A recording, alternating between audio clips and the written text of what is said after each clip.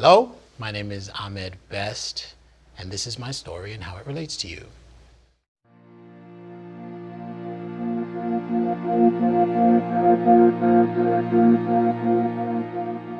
When I was 12 years old, I moved from South Bronx, New York City to a small town in New Jersey called Maplewood. And it was a very big culture shock for me because South Bronx, everyone is of color. The dominant demographic is either African American or Puerto Rican. There were very, very few white people in my neighborhood growing up.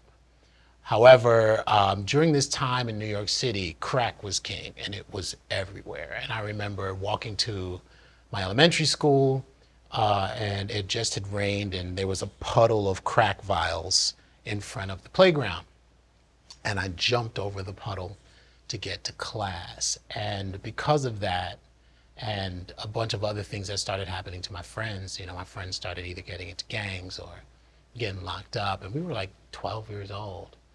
My parents decided that enough was enough, and they moved us to a nice suburban town right across the Hudson. We were one of the first black families to move to Maplewood, New Jersey, and that came with its challenges. When we moved in, we had racial epithets spray painted on our house. We had people threatening us. Police were oftentimes following us, me and my brother, walking down the street, stopping us every maybe 10 feet, just constant harassment. But I wanted to make my own money. And I also wanted to be a part of the community. We did live there. We did pay taxes there. We were supposedly there because there were better school systems. So I decided to get a paper route. And this was my first job. And so the representative from the New Jersey Star Ledger came over to my house and she said the paper route was going to be a great thing. You're going to earn some money. You get to see the community and get to know everybody on your route. I knew I was destined for performing arts when she told me that I had to deliver the papers at 6 in the morning. Because at first I was just like, that's early. And when I actually woke up to deliver the papers, I was like, this is early. And I don't think this is going to be a good fit. But did it anyway. Got up, delivered the papers. Then at the end of the week, I was to collect all the subscription money from everyone in the neighborhood. And this was my chance to know the neighborhood and everyone get to know me. And I felt like it was a bit of an ambassadorship. Here I was coming from another part of the East Coast. And I really wanted that neighborhood kind of feel, which I got in the Bronx and I wanted it here. As I was collecting the subscription money for the newspaper route, I realized just how different I was in the neighborhood. Most of the houses either didn't open the door at all to greet me, or they would open the door, see me, and slam the door in my face.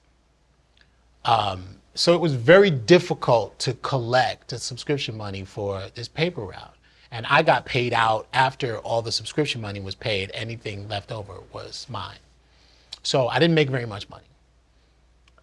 So after a week or two, I decided that, you know what, I'm going to give this one more try. And if nothing happens from this, that's going to be it.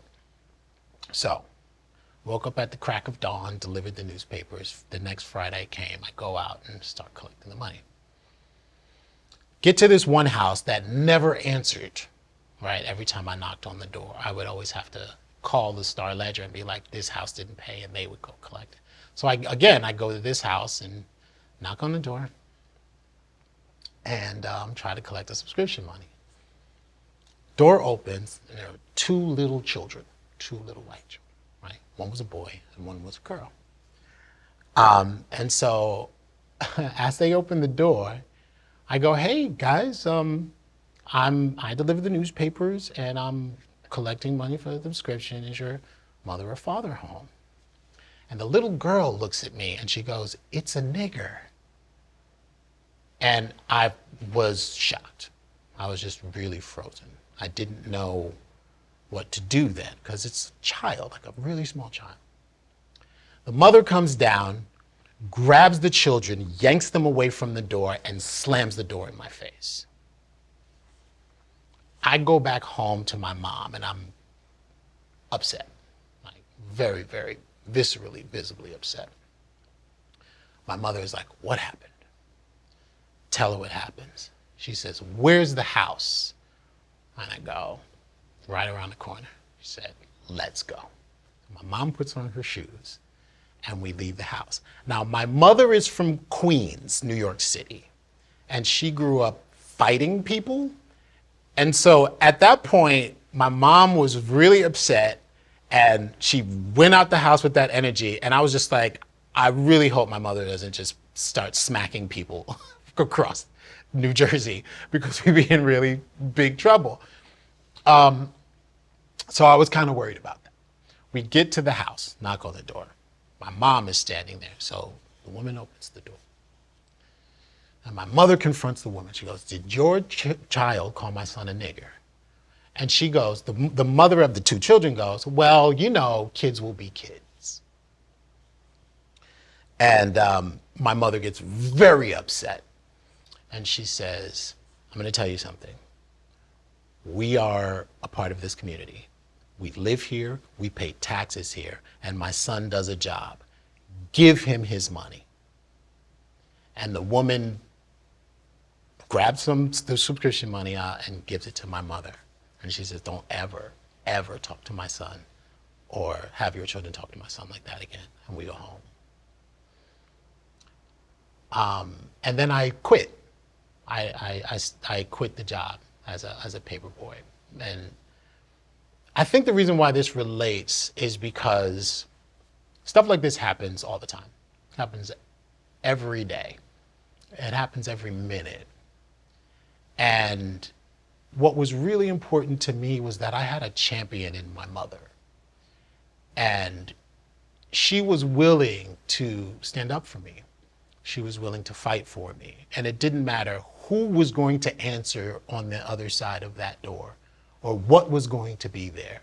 My mother was going to make sure that we established ourselves as dignified people of the community, and we commanded and demanded respect.